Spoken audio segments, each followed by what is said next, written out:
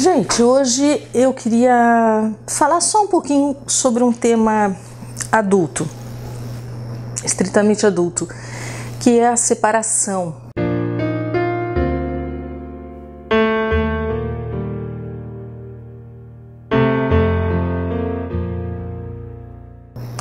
A separação entre duas pessoas que tinham uma relação afetiva e que por algum motivo têm que passar a viver separadas e aquela relação terminou e a gente encontra essas pessoas em sofrimento, em estado de sofrimento. Muitas vezes não são as duas, às vezes é uma só. Mas eu queria dizer alguma coisa para essas pessoas que estão sofrendo e que dizem ter medo de se envolver com outra pessoa, muito medo de sofrer e de repetir aquilo que aconteceu, então perdem a confiança nos homens em geral, ou perdem a confiança nas mulheres, né, dependendo da situação então que viveram. E eu queria contribuir um pouquinho para a reflexão sobre isso. Eu diria para essas pessoas o seguinte: aí entra novamente a importância do autoconhecimento, né? Penso que seria importante, ao invés de temer repetir a situação de sofrimento e aí então evitar novas relações, por que não parar um pouquinho, fazer uma reflexão a mais ampliada e honesta possível sobre qual foi o seu papel nesta relação, ou melhor dizendo, qual foi a sua responsabilidade nesta relação para que ela continuasse enquanto ela continuou e para que ela terminasse quando ela terminou. Ou seja, onde é que você estava aí, né? Porque nunca a gente pode dizer que o que acontece por culpa do outro. Na verdade, não se trata de culpa. Culpa é um conceito que aqui não nos ajuda em nada, mas de responsabilidade. Então, onde é que eu estava quando o meu namorado resolveu ficar com outra e me deixar? Enfim, né? Onde é que eu estava quando a minha mulher pediu a separação? Enfim.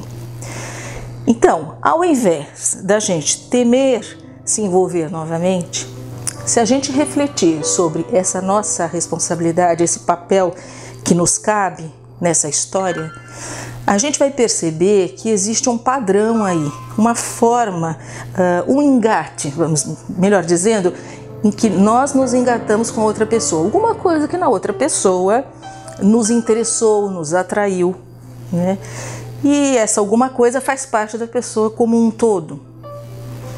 E quando essa pessoa como um todo toma uma atitude que não nos agrada, a gente tem que pensar que foi a pessoa que a gente escolheu, foi aquele todo que em algum momento nos atraiu. Então, parar um pouquinho e pensar quem sou eu nessa história toda, quem fui eu nessa história toda e o que eu posso fazer para criar outras relações possíveis em que este padrão de relacionamento não se repita. Aí sim, então eu não preciso deixar de me relacionar com mais ninguém para me proteger do sofrimento. Eu, pelo contrário, devo me relacionar com outras pessoas. Isso é enriquecedor, todo mundo precisa de companheiros.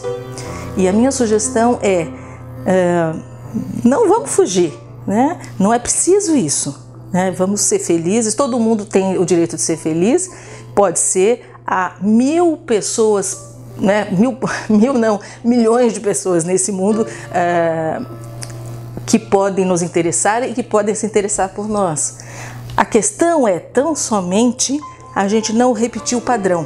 Então, na medida em que eu percebi que o engate que eu tinha com aquela pessoa era de um determinado tipo, eu não vou repetir isso novamente.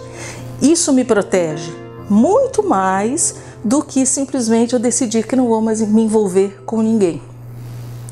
Nessa medida, a gente consegue se envolver e criar relações diferentes daquelas que não foram boas, que trouxeram muito sofrimento ou desgaste. Então, a coisa está muito mais nas nossas mãos do que a gente imagina, né?